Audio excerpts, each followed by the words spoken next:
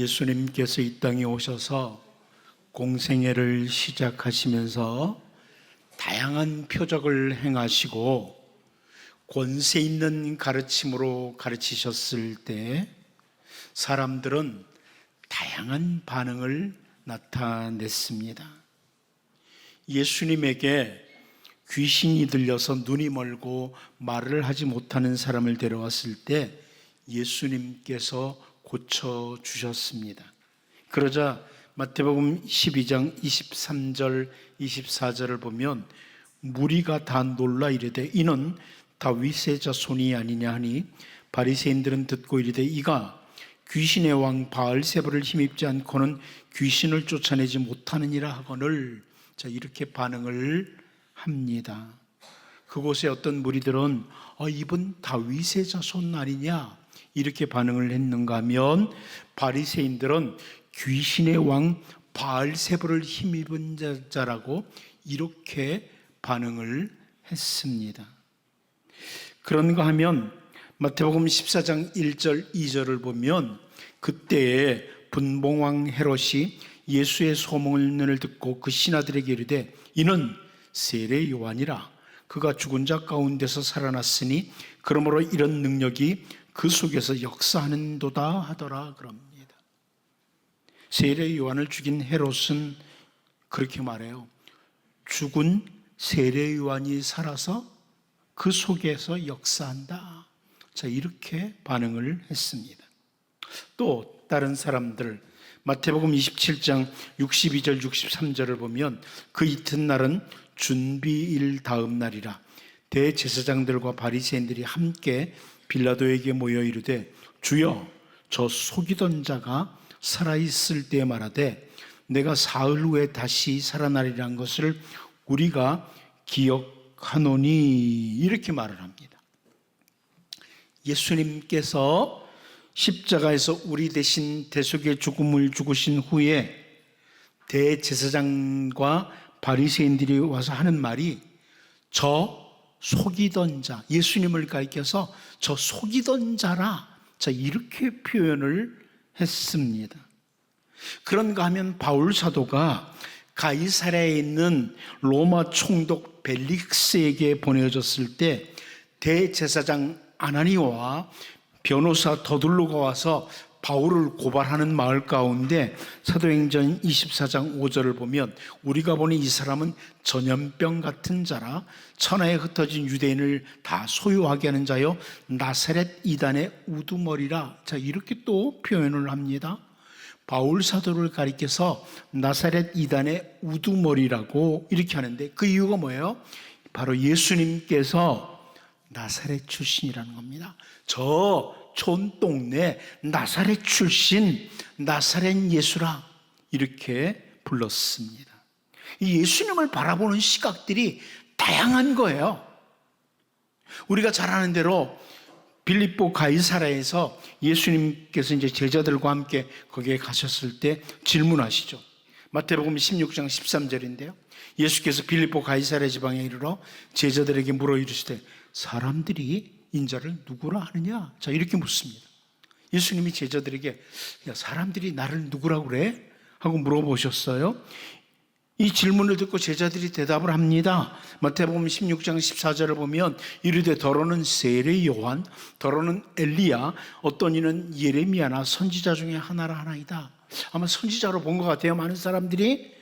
그래서 세례 요한이라고 하는 사람도 있고 엘리야 아니야 한 사람, 예레미야 혹은 선지자 아니야 이렇게 말을 했다는 겁니다.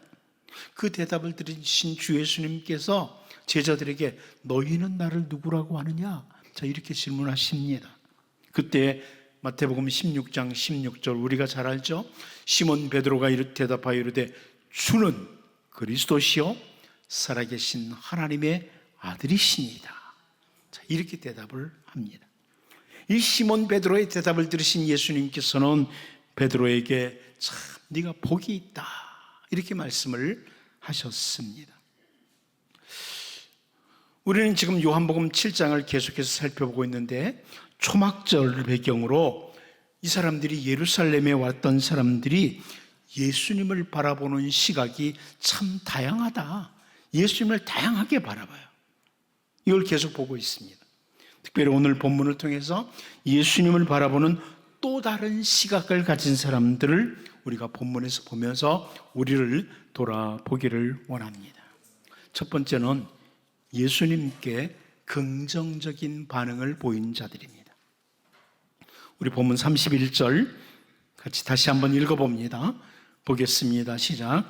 무리 중에 많은 사람이 예수를 믿고 말하되 그리스도께서 오실지라도 그 행하실 표적이 이 사람이 행한 것보다 더 많으랴 하니. 자, 다시 요한은 무리들 중에 많은 사람을 언급해주고 있습니다. 무리들 가운데 많은 사람.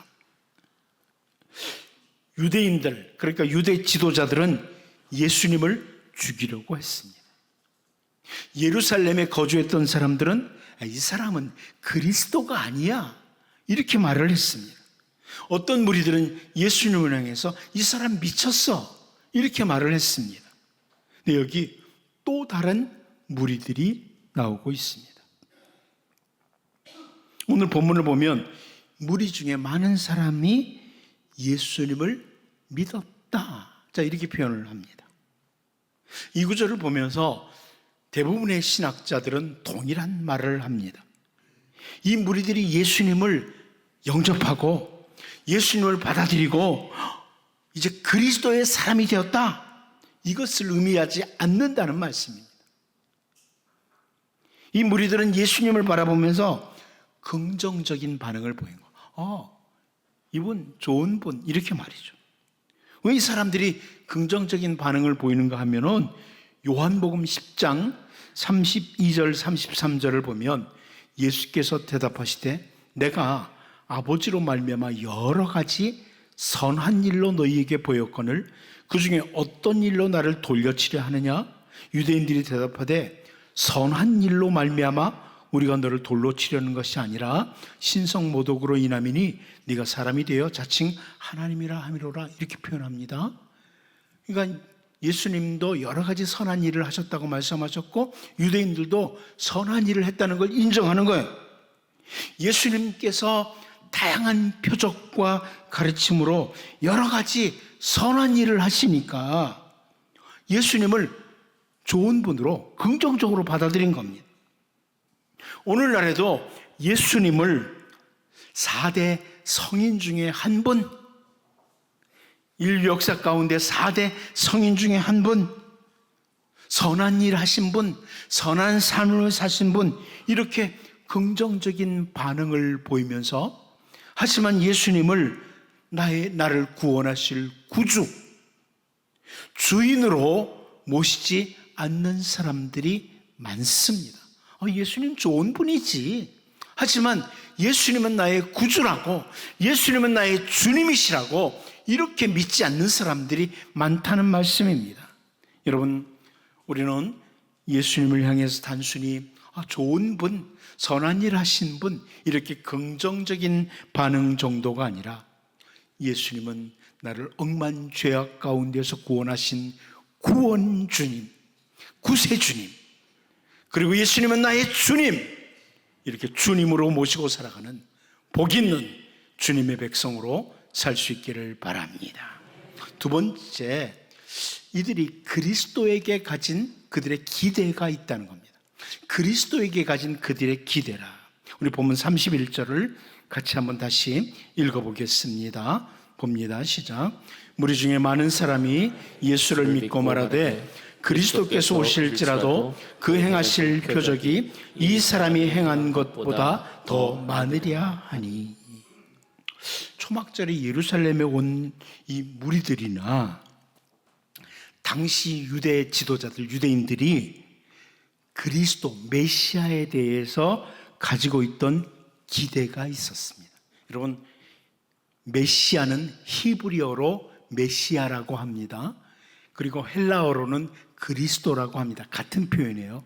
메시아, 그리스도라는 것은 같은 표현인데 히브리어와 헬라어의 차이일 뿐입니다.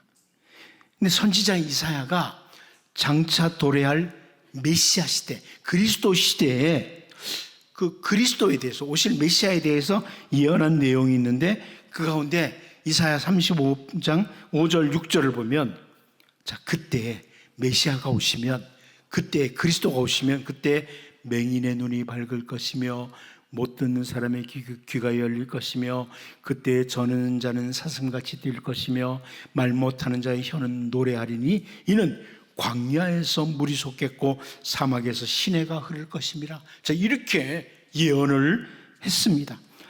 자, 메시아가 오시면, 그리스도께서 오시면 정말 많은 표적들이 나타날 것이다.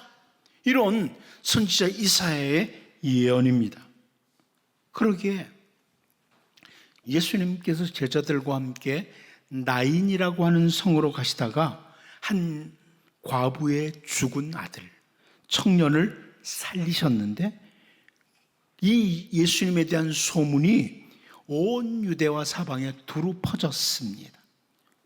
세례 요한의 제자들이 이러한 사실을 세례 요한에게 알렸고, 누가복음 7장 19절을 보면 요한이 그 제자 중 둘을 불러 주께 보내어 이르되 오실 그이가 당신이오니까 우리가 다른 일을 기다리오리까 하라 하매 그럽니다. 세례 요한이 제자들 둘을 보내면서 오실 그분 메시아가 당신입니까? 우리가 다른 분을 기다려야 됩니까? 이렇게 질문하도록 했습니다. 이 질문을 받으신 예수님께서 누가복음 7장 22절에서 이렇게 대답을 하세요. 예수께서 대답하여 이르시되 너희가 가서 보고 들은 것을 요한에게 알리되 맹인이 보며 못 걷는 사람이 걸으며 나병 환자가 깨끗함을 받으며 귀먹은 사람이 들으며 죽은 자가 살아나며 가난한 자에게 복음이 전파된다 하라. 자, 이렇게 말씀을 하세요. 무슨 말씀이에요? 선지자 이사야의 예언, 그 메시지가 지금 예수님으로 인해서 실현되고 있다, 이런 말씀이죠. 이스라엘 백성들이 선지자 이사야의 메시를 가지고 있기 때문에 그리스도에 대한, 메시아에 대한 기대가 있었습니다. 많은 표적을 행할 거라고, 표적에 대해서 기대를 가졌습니다. 여러분은 예수님에게 어떤 기대를 가지고 계십니까? 예수님에게 기대가 있으십니까? 우리가 예수님에게 아무런 기대를 갖지 않는 것도 문제입니다. 예수님은 예수님이고 나는 나, 그러면 안 돼요. 예수님에게 기대가 있으셔야 됩니다. 그런데 사탄은 무가치한 것, 엉뚱한 것을 던져주면서 그리스도인들로 하여금 예수님을 향해서 올바르지 않은 기대를 잔뜩 가지고 살도록 합니다. 그렇게 유혹을 해요. 예수님에게 올바른 기대를 가져야 되는데 올바르지 않은 기대를 가지고 살도록 유혹을 한다는 것입니다. 메시아 그리스도께서 오시면 죄와 사망으로 인해서 멸망에 빠진 자들에게 참된 회복을 주십니다. 여러분, 예수님은 참된 회복을 주시는 분이십니다.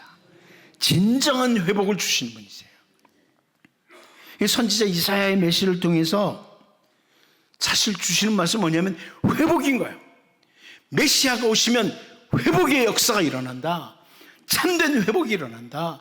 죄로 말미암아 멸망받을 자들이 회복되는 역사가 일어난다. 생명이 살아난다. 이런 걸 말씀하시는 거예요. 그런데 이들이 선지자 이사야의 메시지를 듣고서 표적에만 기대를 가지는 거예요. 이걸 여러분 보면서 우리는 오늘도 예수님을 향해서 정말 바람직하고 올바른 기대를 가지고 살아가는 이런 복 있는 백성. 제가 자주 말씀드리지만 기대를 가지면 기도를 합니다. 예수님께 올바른 바람직한 기대를 가지고 기도하며 살아가는 복 있는 주의 백성으로 살 수 있기를 바랍니다. 마지막 한 가지 더 봅니다. 이들이 긍정적인 반응을 보인 이유를 본문에서 살펴봅니다. 긍정적인 반응을 보인 이유, 우리 본문 31절을 다시 한번 같이 보겠습니다. 봅니다. 시작. 무리 중에 많은 사람이 예수를 믿고 말하되 그리스도께서 오실지라도 그 행하실 표적이 이 사람이 행한 것보다 더 많으랴 하니.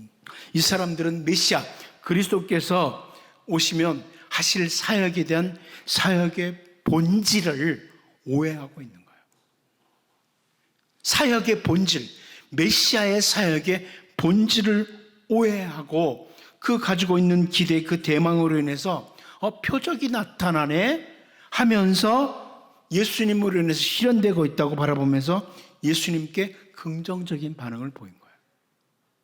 여러분, 우리가 본질을 놓치면 사소한 것들에게 매달리거나 실질적인 가치가 흐려지게 됩니다.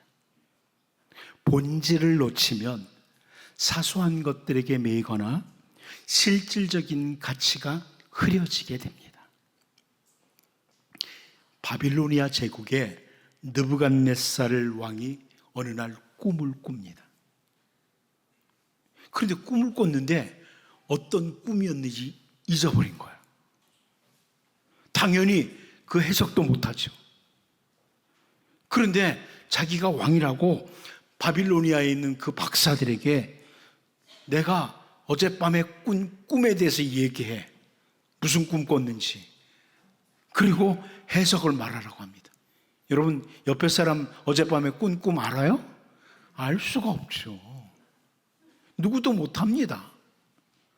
그런데 포로지에 끌려온 다니엘이 하나님께 기도하면서 그 느부갓네살 왕이 꾼 꿈의 내용을 알고 해석을 말해줍니다.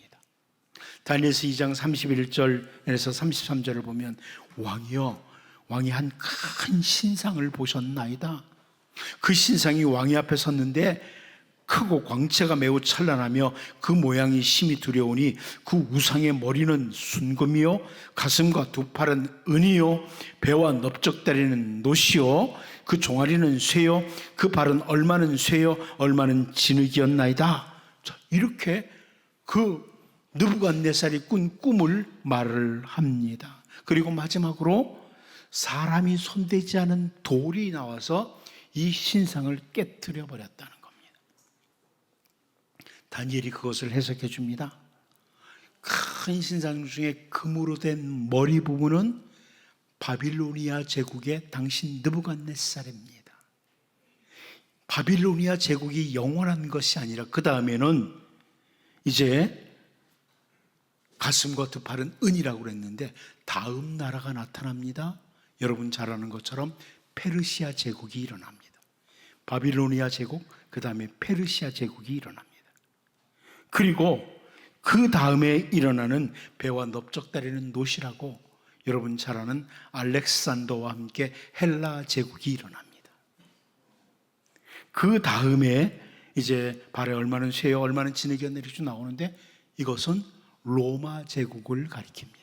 그러니까 역사적으로 바빌로니아 제국, 페르시아 제국, 헬라 제국, 로마 제국이 일어날 것을 느부갓네살에게 보여준 것입니다. 그랬더니 느부갓네살이 다니엘서 2장 47절을 통해서 왕이 대답하여 다니엘에게 이르되 너희 하나님은 참으로 모든 신들의 신이시여 모든 왕의 주제시로다. 네가 능히 이 은밀한 것을 나타내었으니 네 하나님은 또 은밀한 것을 나타내시는 이시로다. 이렇게 반응을 했습니다. 다니엘의 하나님을 극찬한 겁니다. 극찬한 겁니다. 여러분, 그런데 이 느부갓네살이 바로 다음 절입니다. 다니엘서 3장 1절을 보면 느부갓네살 왕이 금으로 신상을 만들었으니 높이는 60규빗이요 너비는 6규빗이라 그것을 바벨론 지방의 두라 평지에 세웠더라. 이렇게 말합니다. 꿈속에서는 뭐예요? 머리만 금이었어요. 그런데 이 느부갓네살 왕은 온 몸을 금으로 신상을 만들어 놓고 모든 백성에게 거기 절하라고 해요. 아니, 내 다음에 다른 나라가 일어난다고? 무슨 소리 하는 거야? 바빌로니아 제국은 영원하리라 이러면서 머리끝부터 발끝까지 금으로 신상을 만든 겁니다. 바벨론에게 절하라, 나에게 절하라, 이런 거죠. 한마디로 꿈과 해석을 듣기는 했지만 본질을 놓친 거예요. 하나님이 왜 그 꿈을 주셨는지 본질을 놓쳐버린 겁니다. 오늘 본문에서 메시아, 그리스도의 본질을 놓친 사람들이 예수님에게 긍정적인 반응을 보입니다. 여러분, 이 시대를 살아가는 우리들도 마찬가지입니다. 교회가 본질을 놓치면 사소한 것들, 엉뚱한 것들에게 매입니다. 교회의 본연의 사명을 놓치게 됩니다. 여러분, 우리가 오늘 본문에서 메시아, 그리스도의 본질을 놓친 사람들의 그 모습을 보면서 언제나 모든 면에서 하나님의 백성으로서, 성도로서 본질에 충실한 복 있는 그리스도인으로 살 수 있기를 바랍니다.